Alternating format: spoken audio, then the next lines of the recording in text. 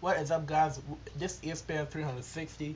Come with my 2012 NFL preview, and we are only 57 days away from the start of regular season when Dallas Cowboys will take on the New York Giants in the season opener, and only less than a month away from the Hall of Fame game, the first football game of this season, of course, played between the Saints and the Cardinals.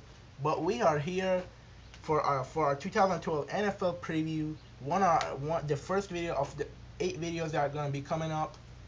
That we're going to be talking about all the teams, of course, 8 divisions. So we're going to be talking about all the teams and all the divisions and I'm going to be giving my opinion on the previews and what's going to happen to all the teams this season. And we'll start with the AFC North today. We'll start with the AFC North, and with that, let's jump into it. We'll start with the Pittsburgh Steelers. It'll be interesting to see. We'll start with the offense. It will be interesting to see how the offense will handle the new offensive coordinator Todd Haley's scheme. And it'll be pretty interesting to see how Roethlisberger is going to lead this team back from that devastating last year defeat to the Broncos in 2011 in the wild card round to Tim Tebow and the Broncos.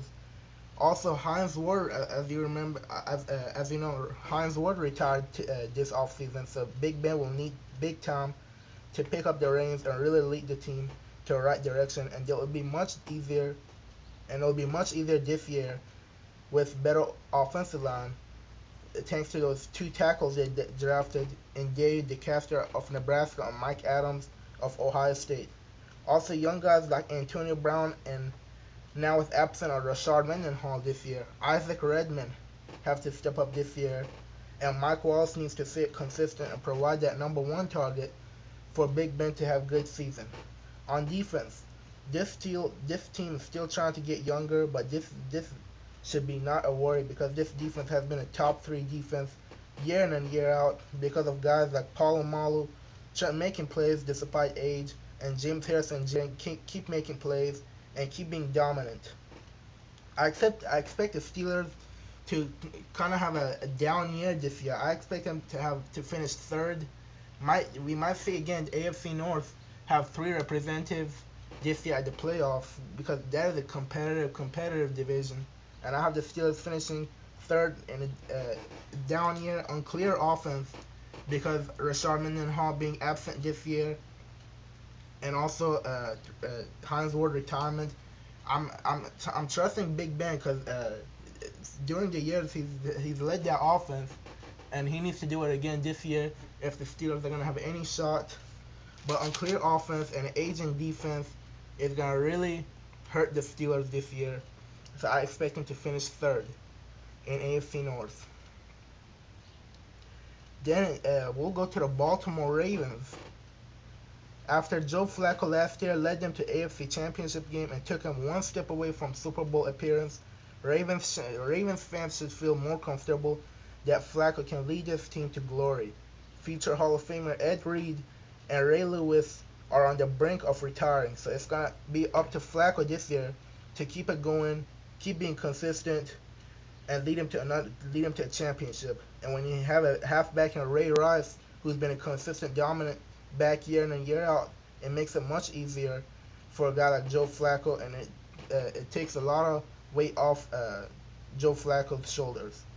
I also expect another breakout year from second-year wide receiver Torrey Smith, as he showed nice flashes last year in his rookie year.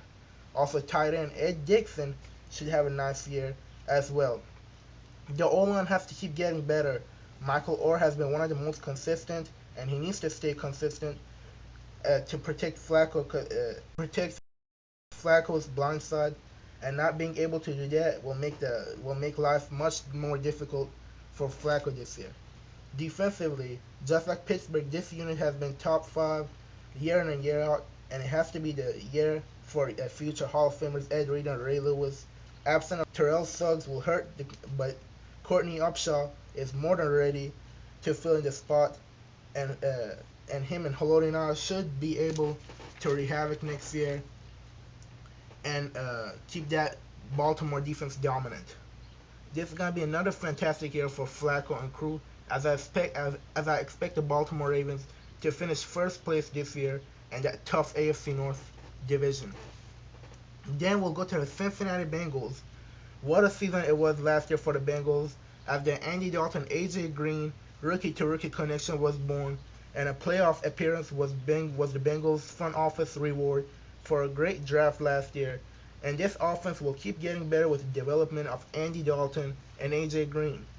After the departure of Cedric Benson earlier in offseason, the Bengals get a good halfback in Ben Jarvis Green Ellis, who topped 1,000 yards last year, and in New England, and him as a power runner who likes throwing the ball between the tackles will provide another punch for that Bengals offense.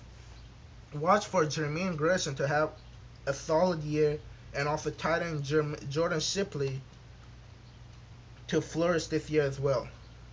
Also, draft of Mohamed Sanu will add a speed and a very talented wide receiver.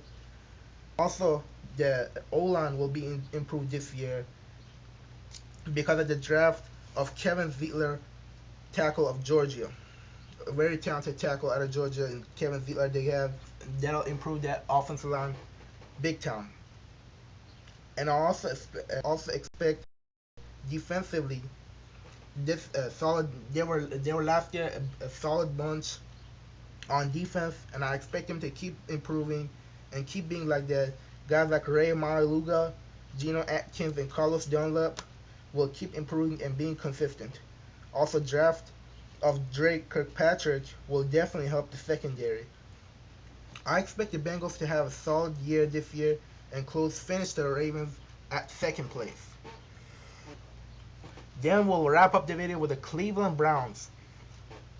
Another disappointing year for Mike Holmgren and that Browns front office and that Browns team, as they finished 4-12 and last place in AFC North last year, and they went to draft with the hope of bringing some life into their offense, and they get the best halfback in the draft, and Trent Richardson of the national champs Alabama, and Brandon Wheaton of Oklahoma State. I like the approach the Browns are taking as of right now with the many position battles, with Brandon Wheaton versus Colt McCoy making the most headline. Also, I like the depth at the running back right now they have with Trent Richardson, Chris Ogbonnaya, and Montoya Hardesty, and also Brendan Jackson, who has a lot of experience as well. Look for Greg Little to have a nice breakout year, and also and help Mohamed Massaquoi. Also, Josh Cribbs, they also need him to start developing into a wide receiver sooner than later. Look for O-line to keep getting better, and players like Alex Mack and Joe Thomas to keep getting better and improving. On defense, this unit just has to keep getting better. They have a good leader in Scott Fujita and talented cornerback in Joe Hayden, but they need to bring in more pressure, and they need to really bring the pressure to the quarterbacks. I expect the Browns to finish last in AFC North, but I do expect the Browns to top 4 wins because they should improve thanks to a solid draft. Alright, thanks for watching, and we'll see y'all later, and also tune in for the next video as we're going to be talking about the AFC South, competitive AFC South, Andrew Luck, Houston Texans, and more coming up later on. Alright, thanks for watching, and see you later.